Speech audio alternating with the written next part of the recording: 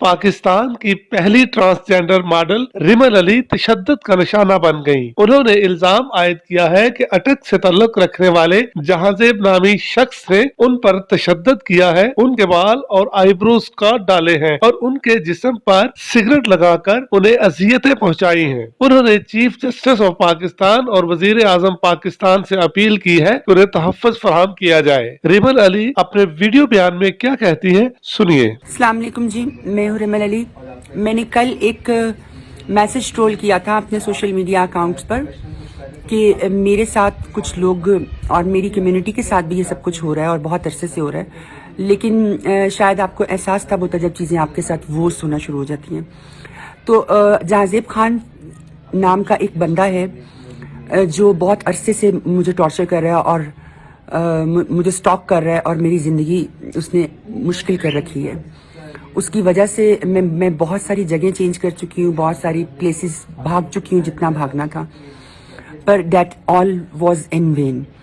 अभी recent situation ये है कि उन्होंने दे शेव्ड माय आईब्रोज अबाउट कोई हफ्ता पहले उन्होंने ये सारे मेरे बाल देख सकते हैं आप, ये सारे मेरे बाल उन्होंने काट दिए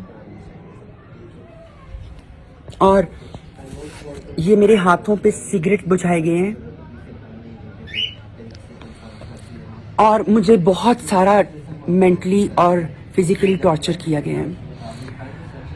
मैं सबसे पहले तो ये कहना चाहती हूँ कि सब सुनने वाले ये जान लें कि मेरा किसी किस्म का ये मकसद नहीं है कि मैं किसी भी इंसान को मैनिपुलेट करना चाहती हूँ या मैं किसी भी इंसान को फाइनेंशियली उससे मैं कोई एक्सप्लॉइट करना चाहती हूँ।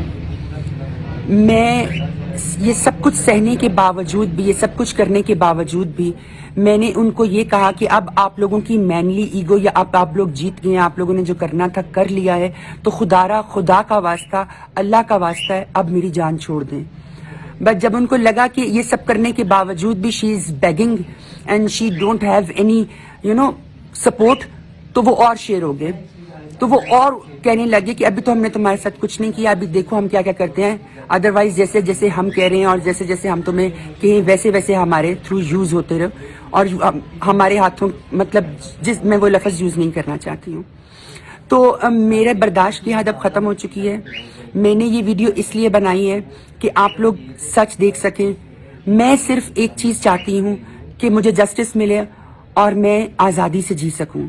पिछले एक साल में 400 से 300-350 तक ख्वाजा सरा मर्डर किए जा चुके हैं और ये वो नंबर्स और फिगर्स हैं जो अकॉर्डिंग टू मीडिया एफआईआर्स दर्ज हुई हैं, और कितने ही सारे वो हैं जिनकी एफआईआर्स दर्ज नहीं हुई और एक भी प्रिजनर को सजा नहीं दी गई, सबको छोड़ दिया गया।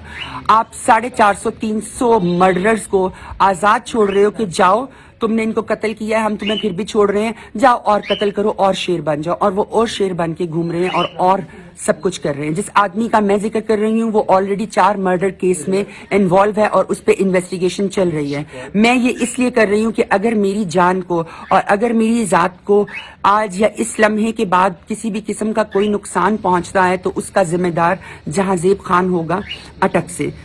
मैं ये चाहती हूँ कि मुझे सारा मीडिया, मुझे चीफ जस्टिस साहब, मुझे प्राइम मिनिस्टर इमरान खान साहब, मेरा सारा का सारा ह्यूमन राइट्स की जो एसोसिएशंस हैं, जो हमारी एक्टर एसोसिएशंस हैं, क्योंकि मैं आई एम एन एक्टर, मैं पढ़ी लिखी होने के बावजूद, एक्ट्रेस होने के बावजूद, मैं इतने मतलब स्टेबल होने के बावजूद अगर मेरी जैसी बंदी को इस कदर टॉर्चर और इस कदर फिजिकली और मेंटली टॉर्चर से गुजरना पड़ रहा है और हमारा कोई पुरसाने हाल नहीं है, हमारे पीछे कोई खड़ा होने वाला नहीं है, हमारी कोई फरदाद सुनने वाला नहीं है, तो फिर जो नीचे के इलिटरेट और जो बेचारे गरीब लोग जो ख्वाजा सरा है उनकी जिंदगी कितनी मिजरेबल होगी। मैं सिर्फ जस्टिस चाहती हूँ और मैं चाहती हूँ कि इस मैसेज को आप लोग शेयर करें, इस मैसेज को आप लोग ज़्यादा से ज़्यादा शेयर करें ताकि ये ज़्यादा से ज़्यादा उन लोगों तक पहुँच सके और वो लोग हमारी आवाज़ बन सकें। और मैं चीफ जस्टिस साहब से, मैं सीपीओ साहब से, मैं प्राइम मिनिस्टर इमरान खान साहब से रिक्वेस्ट करती हूँ कि खुदारा अब हमें मारना बंद कर दो। 400-500 बंदा मर चुका है एक साल के अंदर, क्या हमें जीने का भी हक नहीं है?